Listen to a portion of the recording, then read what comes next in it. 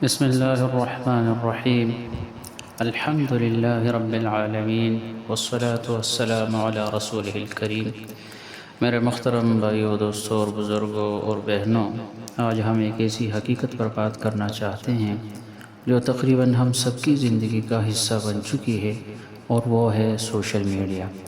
YouTube, face بک، Instagram, ٹک talk اور دیگر plate forms پر روزانہ لاکھوں خبریں، ویڈیوز اور پیغامات شیئر ہوتے ہیں، لیکن افسوس کے ساتھ کہ یہ بھی حقیقت ہے کہ ان میں سے بہت سی چیزیں ایسی ہوتی ہیں جو انسان کے دل و دماغ پر منفی اثرات ڈالتی ہیں۔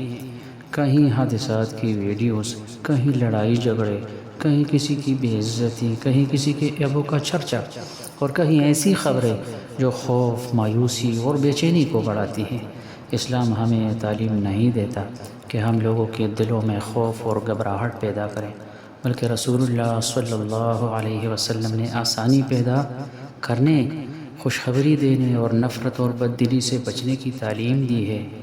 نبی کریم صلی اللہ علیہ وسلم نے فرمایا، لوگوں کو خوشخبری دو، نفرت نہ دلاؤ، بلکہ آسانی کرو، سختی نہ کرو۔ سوچنے کی بات یہ ہے کہ اگر ہمارا ہر پیغام، ہر پوسٹ اور ہر ویڈیو لوگوں کے دلوں میں خوف، مایوسی اور بدگمانی پیدا کر رہی ہے، تو کیا ہم اللہ کے نبی کی تعلیم پر عمل کر رہے ہیں؟ قرآن مجید ہمیں بار بار نصیحت کرتا ہے کہ انسان اپنی اصلاح کرے، اللہ تعالیٰ کی طرف رجوع کرے اور آخرت کی تیاری کرے، لیکن آج ہماری دلچسپی قرآن کی نصیحتوں سے زیادہ حادثات، سکینڈلز اور دوسروں کی کمزوریوں میں نظر آتی ہے۔ ہمیں نہیں بھولنا چاہیے کہ کسی مسلمان کے عیبوں کو اچھالنا، اس کی عزت کو نقصان پہنچانا یا اس کا مذاق اڑانا اسلام کی تعلیمات کے خلاف ہے۔ ہو سکتا ہے جس شخص کو ہم حقیر سمجھ رہے ہوں وہ اللہ تعالیٰ کے نزدیک ہم سے زیادہ محبوب ہو، اس لیے ہمیں اپنے آپ سے ایک سوال پوچھنا چاہیے، میں سوشل میڈیا پر کیا پھیلا رہا ہوں؟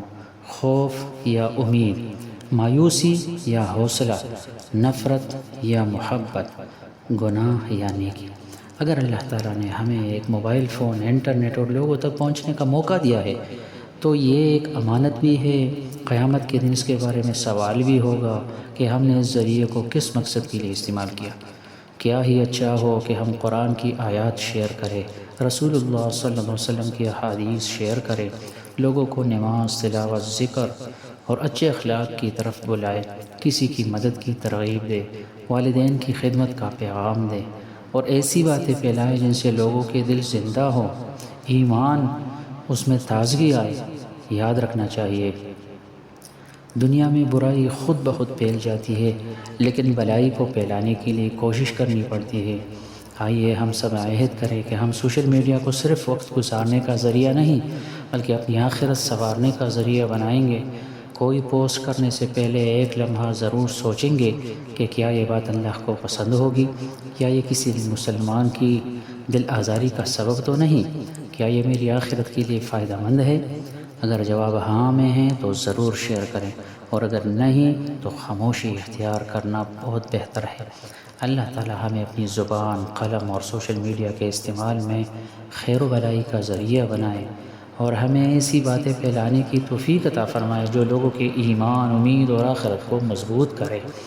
اللہ تعالی ہم سب کو عمل کرنا آسان فرمائے، اور اللہ تعالی ہم سب کو اپنے حصے کی محنت اپنی اصلاح کے لیے آپ علیہ الصلوۃ والسلام کی اتباع پر اور اللہ تعالیٰ کی رضا کے لیے کرنے کی توفیق عطا فرمائے۔ آمین۔ جزاکم اللہ، وآخر دعوانا ان الحمد للہ رب العالمین۔